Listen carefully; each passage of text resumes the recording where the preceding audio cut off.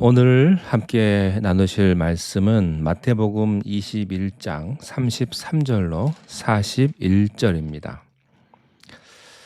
다른 한 비유를 들으라.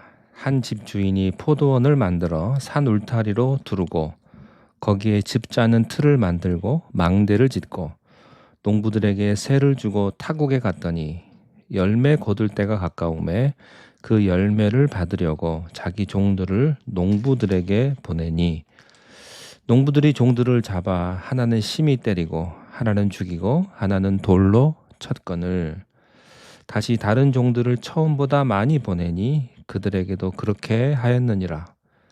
후에 자기 아들을 보내며 이르되 그들이 내 아들은 존대하리라 하였더니 농부들이 그 아들을 보고 서로 말하되 이는 상속자니 자 죽이자 그의 유산을 차지하자 하고 이에 잡아 포도원 밖에 내쫓아 죽였느니라. 그러면 포도원 주인이 올 때에 그 농부들을 어떻게 하겠느냐? 그들이 말하되 그 악한 자들을 진멸하고 포도원은 제때에 열매를 바칠 만한 다른 농부들에게 새로 줄지니이다. 아멘. 오늘은 우리 주님의 비유의 말씀이신데요. 이 비유를 언제 하셨느냐 그게 중요합니다. 또 어떤 의미로 하셨느냐도 중요하죠. 사람들이 특별히 바리새인과 대제사장들이 예수님에게 도전하면서 당신이 누구간데 무슨 권세로 이런 일을 하느냐 이렇게 얘기를 할 때 예수님께서 대답을 하시면서 비유를 하나 들으셨죠. 그것은 두 아들이 있는데 하나는 불순종하는 아들, 또 하나는 순종하는 아들과 불순종하는 아들이 있었다. 이 비유를 들어주셨고 그리고 한 가지의 더 비유를 들어주시는데 그것이 오늘의 말씀입니다. 그 내용은 다음과 같습니다. 어느 집주인이 있습니다. 그 사람이 포도원을 만들었어요. 나파의 와이너리 하나 정도로 생각하시면 되겠습니다. 거기에 울타리를 두르고 포도즙을 짜는 구유도 만들고 또 그 포도원을 지킬 수 있는 망대도 세웠습니다. 그리고 농부들에게 포도원을 새로 주고 자기는 타국으로 나갔습니다. 이제 결실의 때가 되어서 주인은 그 과실을 받으려고 자기 종들을 그 농부들에게 보냈는데 문제는 그 농부들이 그 종들에게 과실을 주는 게 아니라 하나는 심히 때렸고 하나는 죽였고 하나는 돌로 쳤다는 겁니다. 그런 사건이 생겼습니다. 이 주인이 이 소식을 듣고 다른 종들을 처음보다 더 많이 보냈습니다. 그런데 그 사람들이 똑같은 행동을 반복한 겁니다. 그래서 이 주인은 세 번째로 자기의 상속자인 하나뿐인 아들을 보냈습니다. 그런데 이 농부들은 이 아들을 보자마자 모의하기 시작을 한 겁니다. 야, 이 아들만 죽이면 포도원은 우리께 될 수 있다. 그들은 하나밖에 없는 아들을 죽여버린 것입니다. 이런 비유의 말씀을 하시고 그러면 주인이 돌아왔을 때 주인이 어떻게 하겠느냐 하는 질문을 다시 던진 겁니다. 이 비유는 사실 다른 해석이 필요 없습니다. 보통 예수님의 비유는 해석이 좀 필요한데 이해하기가 어렵기 때문에 그러나 이 해석은 아주 쉽습니다. 여기 포도원 주인은 하나님을 의미합니다. 그리고 포도원은 이스라엘이죠. 농부는 종교 지도자들입니다. 그리고 주인이 보낸 종들은 하나님의 선지자들이죠. 그의 아들은 예수 그리스도입니다. 그렇다면 이 간단한 비유의 메시지는 무엇이겠습니까? 간단하죠. 한마디로 배은망덕하고 주인의 선한 의도에 불순종한 악한 농부들에 대한 하나님의 심판을 이야기하고 있는 겁니다. 여기서 우리는 세 가지 중요한 교훈을 받게 됩니다. 첫째는 포도원 주인은 어떤 분인가? 두 번째, 악한 농부는 어떤 사람인가? 세 번째, 상속자인 아들이 죽었는데 그는 누구인가 하는 겁니다. 자, 첫 번째, 이 주인을 생각해 보겠습니다. 이 포도원 주인은요, 농부들을 사랑했고 신뢰했습니다. 그들에게 직업을 준 겁니다. 이 주인이 뭘 만들었냐면 포도원을 만들었어요. 또 울타리도 만들고 포도즙을 짤 수 있는 기구도 만들었습니다.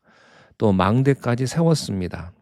이 사람들에게 세를 주어서 먹고 살 수 있게 만들어 준 것입니다. 물론 세를 바치긴 했지만 농부들이 살 수 있도록 모든 여건을 만들어 준 것입니다. 얼마나 자상한 배려입니까? 주인이 멀리 가면서 모든 것을 믿고 맡긴 겁니다. 그렇습니다. 하나님은 우리를 사랑하셔서 에덴 동산을 만들어 주셨고 거기서 충분히 먹고 살 수 있는 모든 것을 주셨습니다. 이것이 하나님의 사랑이요 선물입니다. 하나님은 인간을 미워하신 일이 없습니다. 하나님은 인간을 골탕 먹일 일도 없습니다. 호모의 글을 보면요. 인간은 하나님의 장난감인가? 뭐 그런 내용이 있어요. 하나님은 인간에게 병 주고 약 주는가? 그런 비슷한 얘기가 있는데 우리가 잘못 해석하면 하나님이 인간을 괴롭히는 것 같습니다. 그러나 하나님은 인간을 괴롭히지 않습니다. 인간을 괴롭힌 건 인간 스스로였습니다. 하나님이 인간에게 죄를 준 것이 아니라 인간이 죄를 선택한 겁니다. 그리고 나서도 사람들은 이렇게 생각을 해요. 하나님이 능력이 있으면 죄 같은 걸 만들지 마시지 왜 그걸 만들어서 내가 죄 짓게 하느냐? 왜 이렇게 나를 힘들게 하느냐? 그렇지 않지요. 사람의 그런 잘못된 선택으로 인하여서 죄를 인간이 선택한 것뿐입니다. 하나님은 우리를 사랑하십니다. 우리는 여기서 포도원 주인이 바로 하나님과 같은 그런 모습을 가지고 있는 것을 발견해요. 신뢰에 대한 하나님의 사랑과 신뢰에 대해서는 인간이 두 가지로 반응할 수가 있습니다. 첫 번째는 주인이 있든지 없든지 충성스럽게 순종하는 사람이 있습니다. 또 한 사람은요, 주인이 있을 때는 꼼짝 못하다가 주인이 없으면 난리를 치고 온갖 나쁜 짓 하는 그런 사람이 있지요.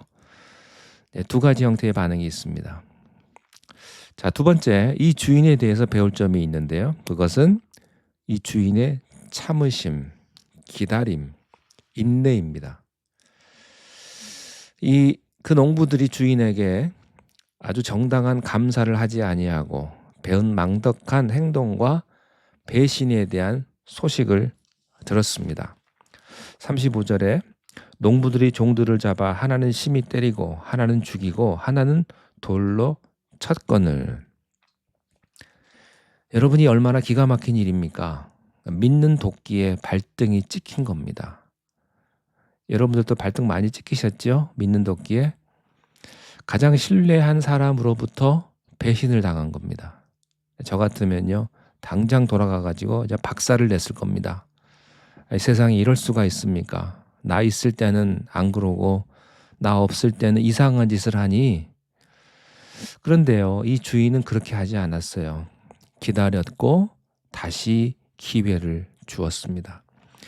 36절에 다시 다른 종들을 처음보다 많이 보내니 그들에게도 그렇게 하였다.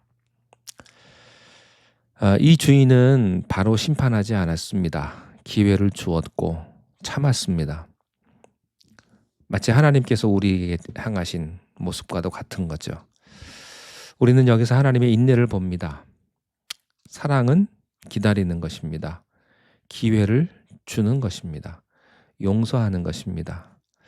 여러분, 다른 사람에게 기회를 주시기 바랍니다. 그리고 기다릴 수 있기를 바랍니다. 용서하기를 바랍니다. 이 주인에게서 발견하는 세 번째는 무엇입니까? 이 주인이 결국에는 돌아와서 심판했다는 사실이에요. 40절입니다. 그러면 포도원 주인이 올 때에 그 농부들을 어떻게 하겠느냐? 돌아와서 이제 심판을 합니다. 41절 그들이 말하되 그 악한 자들을 진멸하고 포도원은 제때에 열매를 바칠 만한 다른 농부에게 새로 줄지니이다. 사실 의로운 심판이 없다면 정의는 정의일 수가 없습니다. 진리도 진리일 수가 없습니다. 진리가 진리되고 정의가 정의되는 것은 심판 때문입니다. 그날에 있을 완전한 심판 때문에 진리가 진리되는 거고요. 정의가 정의가 되는 것입니다. 이 세상에는 최후의 심판이 반드시 있습니다. 주님 다시 오심과 함께 의로운 백보자 심판이 있습니다. 그날이 있습니다. 그때가 오기 전에 우리는 하나님의 사랑을 생각하며 하나님의 오래 참으심을 생각하면서 그 하나님 앞에 참된 감사를 드릴 수 있는 우리 모두가 되기를 주님의 이름으로 축원합니다. 기도하겠습니다. 오늘 말씀을 인하여 하나님의 그 끝없는 사랑과 오래 참으시고 인내하시는 하나님의 그 사랑을 우리가 배우게 됩니다.